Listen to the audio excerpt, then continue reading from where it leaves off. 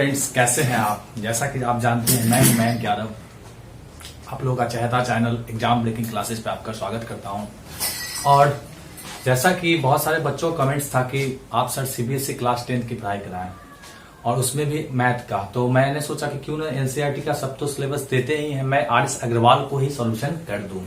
तो मैंने इस चैनल पे आर.एस. अग्रवाल को सॉल्यूशन करना आज से शुरू कर दिया है। और आज जो मैं चैप्टर पढ़ाने जा रहा हूं वो बहुत ही धमाकेदार चैप्टर है, पॉलिनोमियल्स।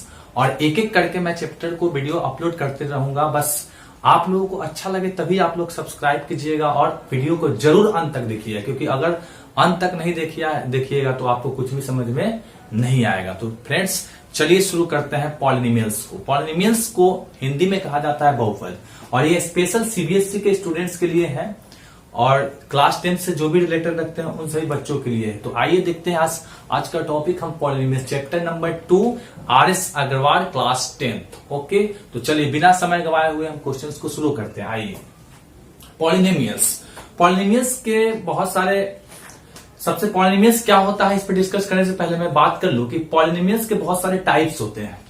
इन सभी टाइप्स को समझ के हम क्वेश्चन को जल्दी जल्दी सॉल्व करेंगे और आपको बिल्कुल समझाते हुए चलेंगे। और आप कमेंट में जरूर बताइए कि आपको किस तरह लगा ये वीडियो। तो देखिए, सबसे पहले समझते हैं कि पॉलिनोमियल्स के टाइप क्या होते हैं। तो पॉलिनोमियल्स के जो टाइप होते हैं वो 4 तरह के होते हैं। पहला जो होता है उसको बोलते हैं लीनियर पॉलिनोमियल। क्या बोलते हैं?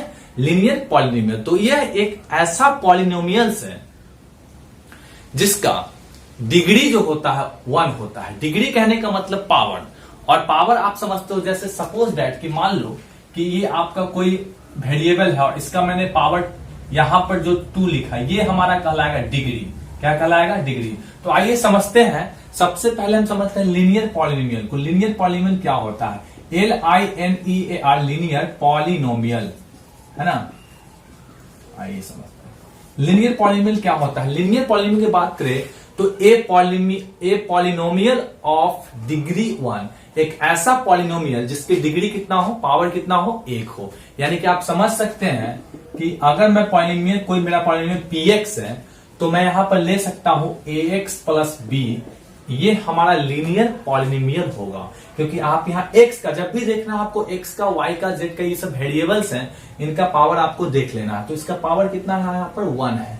तो मैं फिर से आपको रिवाइज कर दूं कि a polynomial of degree is 1, एक ऐसा पॉलिनोमियल जिसकी डिग्री कितना हो, 1, तो उसे हम लीनियर पॉलिनोमियल कहते हैं। px बराबर x प्लस 1, b में आप देख सकते हो x का पावर कितना है, 1 है। लेकिन एक कंडीशन यहाँ फॉलो करता है कि a जो है 0 के बराबर नहीं होना चाहिए। तो आप समझ गए होंगे, a अगर 0 के बराबर हो जाएगा तो ये पॉलिनोमियल खत्म हो जाएगा। सपोज दैट कि अगर a 0 के बराबर हो जाए तो हम देख सकते हैं कि ax प्लस b है, तो 0 यहां पर a 0 हो जाएगा इंटू x प्लस b, तो ये हमारा कांस्टेंट टर्म बच जाएगा और ये 0 हो जाएगा, तो ये b बच जाएगा। तो पॉलिनोमियल्स कहीं से नहीं होने वाला है। पॉलिनोमियल्स के लिए x, y, z का रहना बहुत जरूरी है। तो हम देख सकते हैं इसका पावर क्या हो, 1। आइए इसको आप समझ गए होंगे। इस तरह के एग्जाम्पल देख लेते हैं। इस प्रकार जो है, इस तरह हम कह सकते हैं कि जो हमारा लीनियर पॉलिनोमियल्स होगा वो कुछ इस तरह का टाइप्स में हो सकता है। 3x माइनस 5, यहाँ पर पावर आप x का देख लो 1 है, इसलिए लीनियर पॉलिनोमियल्स है। ठीक है, यहाँ पर हम देख सकते हैं रूट 2x माइनस 3, यहाँ पर x का पावर कितना है, 1 है, इसलिए क्या है, लीनियर पॉलिनोमियल्स है। ठीक है, यहाँ पर मैं कह सकता हूँ x माइनस 5/8, तो ये क्या है, आपका लीनियर पॉलिनोमियल्स है, क्योंकि इसका पावर कितना है, 1। और मैं बार बार बता रहा हूँ कि लीनियर पॉलिनोमियल्स वो होगा जिसका पावर कितना होगा, 1 होगा। तो आप समझ गए होंगे, आशा करते हैं। आते हैं अगले टॉपिक में, क्वाड्रेटिक पॉलिनोमियल्स में। क्वाड्रेटिक पॉली, कहीं नहीं जाइए, बस जुड़े रहिए हमारे साथ और अंत तक देखिए कि क्या है ये। तो ये क्वाड्रेटिक क्या होता है? क्वाड्रेटिक कहने का मतलब है, पिछले की क्लास में पढ़े होंगे, क्वाड्रेटिक का मतलब इसका पावर क्या हो, 2 हो।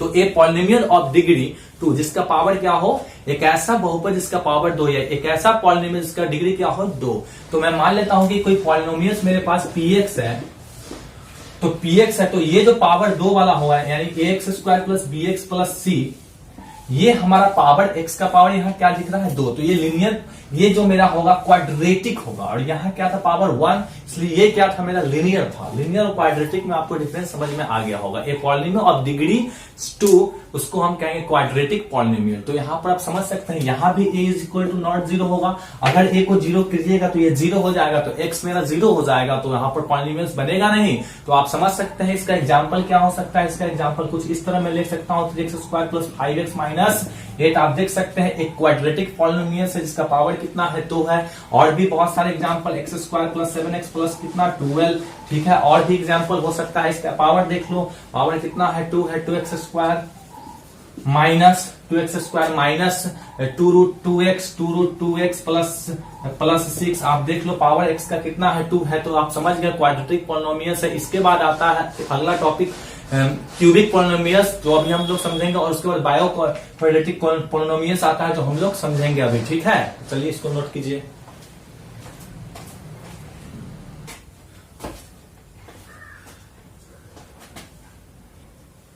हाँ तो फ्रेंड्स आप लोग समझ गए होंगे कि लिनियर पॉलिनोमियल्स क्या होता है और क्वाड्रेटिक पॉलिनोमियल क्या होता है। अब हम लोग आएंगे क्यूबिक पॉलिनोमियल पर। तो आइए क्यूबिक पॉलिनोमियल को समझते हैं। तो ये क्यूबिक पॉलिनोमियल जो होता है आपका सिंपल है।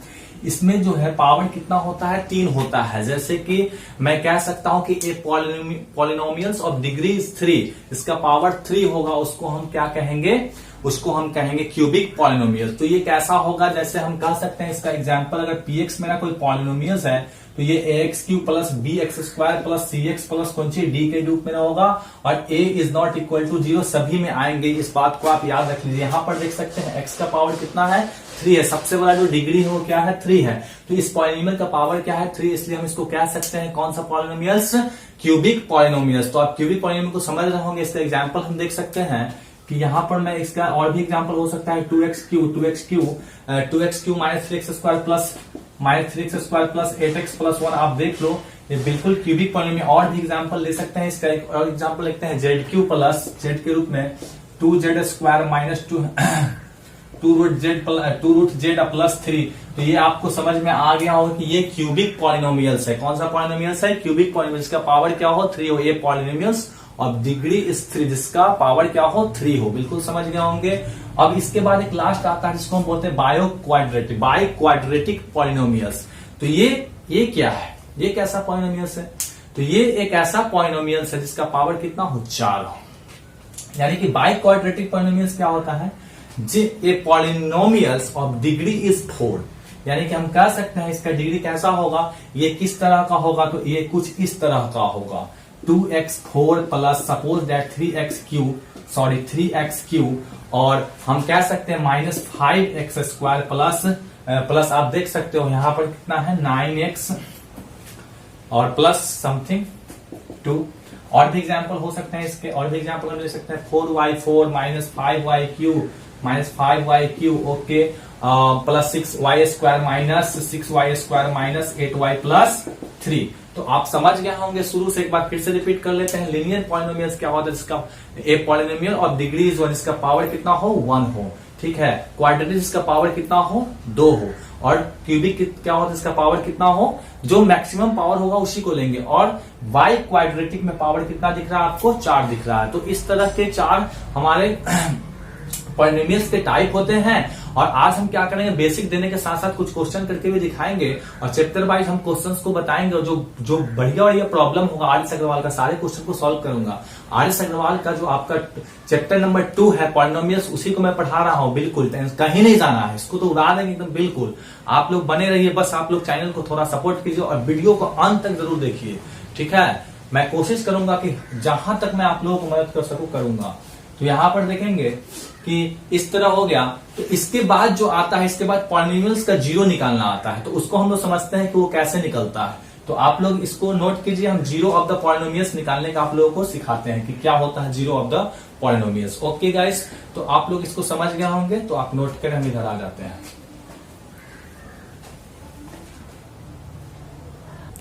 हाँ तो फ्रेंड्स आइए समझते हैं जीरो ऑफ ए पॉलिनोमियल्स का जीरो क्या होता है। इसको बहुत अच्छे समझते हैं। सपोज दैट, इसको एग्जांपल से समझते हैं। सपोज दैट कि मेरे पास एक पॉलिनोमियल्स दिया हुआ है। जीरो पॉलिनोमियल्स को समझने के लिए मान लेते हैं कि px मेरा कोई पॉलिनोमियल्स है जो मुझे दिया हुआ है x² माइनस 2x प्लस 3, और किसी भी बच्चे से मैं पूछूंगा और तो बच्चा आराम से बता सकता है कि सर ये क्वाड्रेटिक पॉलिनोमियल है क्योंकि इसका पावर कितना है 2 है। ठीक है, आपको मैंने बिल्कुल बेसिक दे दिया है, बिल्कुल आप लेते चलिए, और क्लास 10 का पूरा सिलेबस कराऊंगा, कहीं नहीं जाऊंगा, एकदम याद रख लीजिएगा। बस आप लोग थोड़ा सा मन लगा के पढ़िए, और जो हमारे चैनल पर वही आएंगे जो पढ़ना चाहते हैं बिल्कुल, और कमेंट करें, लाइक करें और शेयर करें चैनल को। X square minus 2x plus 3, क्योंकि आप ही लोग होनहार हो, जो कर सकते हो आप ही लोग कर सकते हो। तो x square minus 2x plus 3, आइए तो स्टूडेंट शक्ति जिंदाबाद। px बराबर x square minus 2x plus 3 है। यहां पर जीरोस ऑफ पॉलिनोमियल को समझने के लिए देखिए, आपको सपोज दैट कि x की जगह कोई वैल्यू दिया होगा, जैसे आपको कह देगा कि आपको P3 कोई वैल्यू है जो निकालना है, और P3 अगर निकालना है तो इस x के जगह हम कितना रखेंगे 3, और इस x के जगह इन 3 वाले वैल्यू को क्या करेंगे पुट करेंगे। अगर वैल्यू 0 आ जाएगा तो वही जो पॉलिनोमियल्स होगा जीरोस ऑफ ए पॉलिनोमियल्स कहलाएगा। तो आप यहां पर देखें, यहां पर अगर सपोज दैट मैंने P3 निकालना है मुझे, x के जगह मैंने 3 लिया तो ये हो जाएगा, x के जगह मैं क्या पुट करूंगा 3 का स्क्वायर माइनस 2 इंटू 3 प्लस कौन सी 3, ये हो जाएगा 9 माइनस 6 प्लस क्या 3। तो आप देख सकते हो कि यहां पर हो जाएगा आपको कितना 3 का स्क्वायर 9, और यहां पर आपको हो जाएगा 6 और प्लस 3 कितना हो जाएगा, यहां पर देख सकते हैं 9 और माइनस कितना हो जाएगा, ये 9 हो जाएगा, तो क्या हो जाएगा 0 हो जाएगा। तो आप समझ सकते हो कि यहां पर हम कह सकते हैं कि यहां पर जो हमारा टर्म आया वो P3 जो है इसका क्या है 0 है। P3 जो है P3 मतलब ये जो Px के लिए P3 जो है इसके लिए क्या है 0 है। लेकिन यहीं पर कुछ ऐसा कंडीशन हो जाए, सपोज दैट मुझे कोई दे दे कि P-2 निकालो, तो अगर मैं इस x के जगह यहाँ पर P-2 रखूं, मतलब आप समझ सकते हो कि ये x के जगह कितना वैल्यू रखना है हमको -2 को रखना है। तो आइए इसके जगह हम रखेंगे -2 का स्क्वायर -2 इंटू 2 प्लस कितना 3, तो -2 का स्क्वायर सबको पता है माइनस का स्क्वायर प्लस होता है 2 का स्क्वायर 4 होगा, और ये कितना हो जाएगा, ये मेरा हो जाएगा -4 और प्लस कितना 3। तो आप देख सकते हैं कि यहां पर क्या हो सकता है, यहां पर हो सकता है कि 4, और यहां पर मैं कह सकता हूं माइनस कितना 7, तो ये मेरा वैल्यू जो आएगा कितना आएगा 4 - 7 इज इक्वल टू कितना हो जाएगा। सबको पता है कि 4 - 7 इज इक्वल टू हमारे पास जो बचेगा वो कितना बचेगा -3 बचेगा। कितना बचेगा -3, जो कि 0 नहीं आया, तो ये जीरो ऑफ पॉलिनोमियल्स नहीं होगा। एक ऐसा वैल्यू जो इस px में रखने पर किसी वैल्यू को इसके वैल्यू को संतुष्ट करता हो, यानी कि 0 आ जाए तो वैल्यू को संतुष्ट करेगा, तो जीरोस ऑफ पॉलिनोमियल्स कहलाएगा। और इसी के साथ हम लोग जो है इसमें इस चैप्टर के कुछ क्वेश्चंस भी करके देखेंगे कि क्या है, कुछ कॉन्सेप्ट और ले लेते हैं, इसका मेन फार्मूला को समझ लेते हैं कि इसमें क्या कौन से फार्मूलाज आते हैं। तो चलिए हम लोग फार्मूला को समझते हैं, आइए नोट कीजिए। जी हाँ फ्रेंड्स, देख सकते हैं इसका कुछ रूल्स है जिसमें हम इसमें इस चैप्टर के लिए कुछ महत्वपूर्ण तथ्य है जिसे हम लोग देख लेंगे। यहाँ पर इसको देख लेने के बाद क्या होगा कि इसका क्वेश्चन बनाना हमारे लिए क्या हो जाएगा, बहुत आसान हो जाएगा। तो आइए मान लेते हैं कि मेरे पास क्या है कि किसी भी क्वाड्रेटिक पॉलिनोमियल्स के लिए अल्फा और बीटा अगर उसका जीरोस है, क्या है जीरोस है, मान लिया suppose if alpha and beta are the zeros of px x square plus bx plus c, ये क्वाड्रेटिक पॉलिनोमियल्स है, तब उस समय अल्फा प्लस बीटा का जो वैल्यू आएगा वो क्या आएगा -b/a आएगा। ठीक है, और अल्फा इंटू बीटा का वैल्यू क्या होगा c/a। इसी को बोलते हैं सम ऑफ जीरोज। ये दोनों क्या है, अल्फा एंड बीटा क्या है, जीरो है इस पॉलिनोमियल का, तो सम ऑफ जीरोज। यहां पर देख सकते हो आप ax स्क्वायर प्लस क्या है, यहां पर देख सकते हो कि ax square plus bx plus c है। तो हम इसको a जो है मेरा x स्क्वायर का कॉफिशिएंट है, और b जो है x का कॉफिशिएंट, और c को हम कौन सा टर्म बोलेंगे, कांस्टेंट टर्म, यानी जो अपना वैल्यू को बदलता नहीं हो। ठीक है, x square plus bx plus c।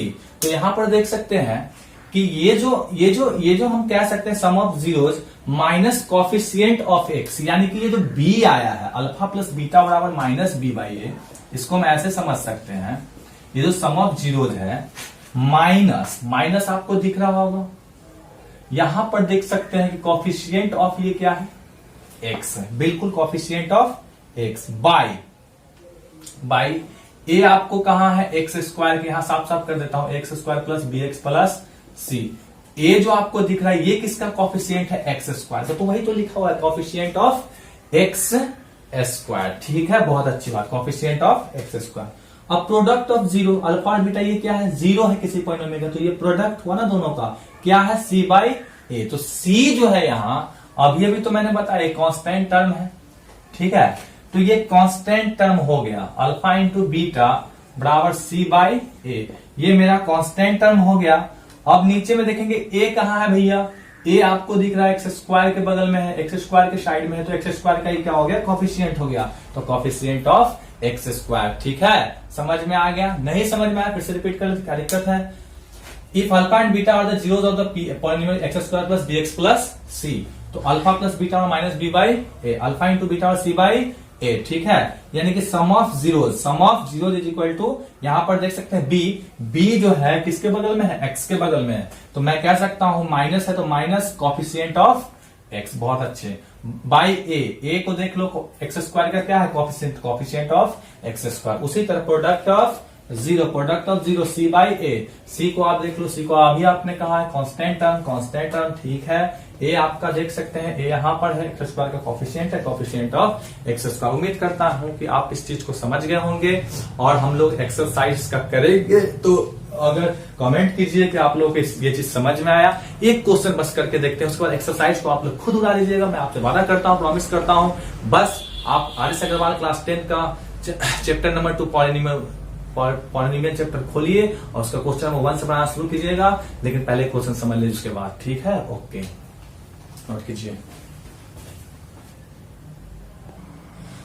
हाँ, तो एक एग्जाम्पल का क्वेश्चन करके देखते हैं ताकि चैप्टर बनाने में बहुत आसान हो जाए, और बिल्कुल जुड़े रहेंगे हमारे साथ, क्योंकि इस चैप्टर को बनाना मैं बिल्कुल आसान कर दूंगा। एक एक क्वेश्चन आप खुद बना लीजिएगा, ठीक है, बस आप क्वेश्चन देखिए, एग्जाम्पल पर समझिए। Find the zeros of the polynomials 2x square plus 5x minus 12, ये आपको क्वाड्रेटिक पॉलिनोमियल्स दिया है और इनको वेरीफाई करना है, इनके बीच के संबंध को, relationship between its zeros and coefficient, इसके जीरो और कॉफिशिएंट के बीच के रिलेशन को क्या करना है, आपको वेरीफाई करना है, प्रूफ करना है। तो चलिए करते हैं, देखते हैं, क्वेश्चन आसान समझते हैं, बहुत अच्छे समझेंगे, देखेंगे। सबसे पहले तो जो टर्म हमको दिया उसको px ले लो, आप पॉलिनोमियल्स को आप क्या मानते आ रहे हो, px, 2x square plus 5x minus 12, 2x square plus 5x minus 12, okay. तो देखेंगे 2x square plus 5x minus 12 है, तो आप लोग देखिएगा कि यहां पर क्या कर सकता हूं मैं, px बराबर 2x square plus 5x minus 12, आप 9th में पढ़े होंगे, छोटे से बच्चे रहे होंगे, तो 2x square plus 5x minus 12 को क्लास 9th में आपने पढ़ा होगा कि इसको फैक्टराइज कैसे करते हैं। तो आप पहले इसको फैक्टराइज करते हैं, तो इसको फैक्टराइज अगर करेंगे तो इसका जीरोस निकालना है ना, तो 2x px, यहां पर मैं px के जगह क्या लिखूंगा, 0, और इसको लिखूंगा 2x square plus 5x minus 12। मैं क्यों 0 लिखा भाई, the find the zero of the polynomials, इसका पहले 0 निकालना है, तो चलो इसका पॉलिनोमियल्स का पहले क्या निकालता हूं, 0। अब एक बात मुझे बताओ, 9th में हम लोगों ने पढ़ा था, ये इसका फैक्टर करने का क्या रूल है कि इनको इससे मल्टीप्लाई करते हैं, तो क्या हो जाएगा, -12 इंटू 2 कितना होगा, यहां पर रख लो, मन में रख लो, -24x स्क्वायर, कहीं नहीं जाएंगे, -24x स्क्वायर, ओके। अब इन दोनों को जैसे लिखना है वैसे लिख दीजिए, ये दोनों जैसे है वैसे लिखा जाएगा, और यहां पर तो मैंने 0 को छोड़ ही दिया था, आप लोग तो कुछ बता ही नहीं रहे। 2x स्क्वायर और -12, ये बीच वाला जो 5x है, इसी को आपको क्या करना होता है, चेंज करना होता है। जोड़ने और घटाने पर कितना आना चाहिए, 5x, और मल्टीप्लाई करने पर कितना आना चाहिए, -24x स्क्वायर। वैसा कौन सा है जो हमको ये भी ला दे और क्या वो ला दे, -24 भी ला दे। तो यहां पर ऐसा कौन सा आएगा जो 24 भी ला देगा और कितना लाएगा, प्लस 5x को भी ला देगा, ठीक है। तो समझते हैं हम लोग इस चीज को अभी अच्छे से। हाँ तो फ्रेंड्स बहुत आसान है, वैसा कौन सा है भाई, तो आप लिखोगे 8x माइनस क्या 3x, 8x माइनस 3x, देखो 8 प्लस 8 माइनस 3 कितना होगा, +5 अब आप ये बताओ मुझे, अब मल्टीप्लाई करो, plus minus minus 8 3 24, x into x square, दोनों कंडीशन को फॉलो कर रहा है ना, और यहाँ पर 0 है, तो यहाँ पर हम क्या करेंगे, 0, और ये दोनों पार्ट को मैं अलग करता हूं और ये दोनों पार्ट को अलग करता हूं। इन दोनों में 2 हमको कॉमन दिख रहा है, तो 2 कॉमन लेंगे, दोनों में x कॉमन है, x कॉमन ले लेंगे, x बच जाएगा, और यहां से तो 2 निकल चुका है, तो यहाँ क्या बच गया 4, और ये दोनों में देखिए, इस दोनों पार्ट को मैंने अलग अभी बताया था ना मैंने, तो यहां से मैं माइनस, दोनों में कॉमन दिख रहा है तो मैं माइनस कॉमन ले लूंगा, दोनों में यहाँ 3 है और इसमें 3 4 जा, तो 3 इसमें भी है ना, है ना। तो 3 को कॉमन लेंगे तो क्या बचेगा x, और माइनस कॉमन ले लिए तो यहाँ पर क्या बचेगा, बताइए बताते, प्लस बचेगा। क्या बचेगा, प्लस। और एक और बात, ये दोनों अगर सेम नहीं आया ना तो फैक्टराइजेशन ही गलत हो जाएगा। ओके,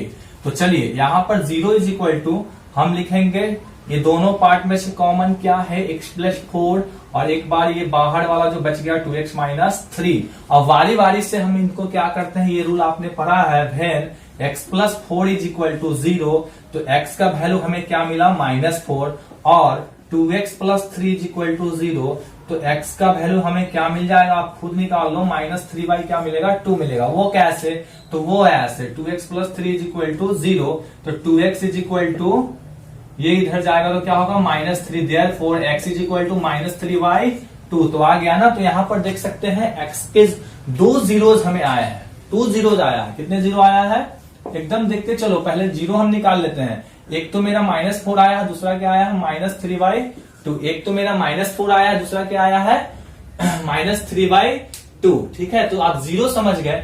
अब हमें रिलेशंस निकालना है, तो हम आपको बिल्कुल समझाएंगे। पहले जीरो समझे कि नहीं ये बता दीजिए। बिल्कुल जीरो आप समझ गए होंगे।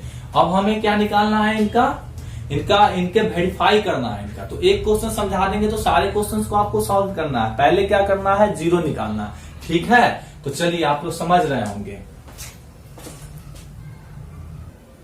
ओके, थोड़ा सा यहाँ पर देख लेंगे। 2x - 3 था, हमने क्या कर दिया, +3, तो 2x - 3, तो x का वैल्यू क्या होगा, x का वैल्यू क्या होगा, थोड़ा सा ध्यान देना है, +3/2। तो यहाँ x का वैल्यू क्या होगा, +3/2, यानी कि हमें 2 इसका जीरो मिला है, -4 और 3/2। तो चलिए इसको हम सॉल्व करते हैं। सबसे पहले हमको सम ऑफ जीरोज निकालना है। सम ऑफ जीरोज में आते हैं तो सम ऑफ जीरोज क्या आपने पढ़ा था, sum of zero is equal to minus coefficient of x, minus coefficient of x और divided by coefficient of x²। Coefficient of अभी तो मैंने पढ़ाया है ना, कॉफिशिएंट ऑफ x²। थोड़ा सा पीछे करके देख लो। तो sum of zero is equal to minus coefficient of x by coefficient of x²। इसको हम LHS बोलते हैं। यहां खड़ा हो जाएंगे ऐसे, तो इधर का हाथ इधर, तो LHS और इधर RHS। चलो वेरीफाई करते हैं। सबसे पहले सम ऑफ जीरोज को लेते हैं, LHS को लेते हैं। क्या चीज को लेते हैं, तो यहां पर क्या कह रहा है, सम ऑफ जीरोज। क्या कह रहा है, सम ऑफ जीरोज।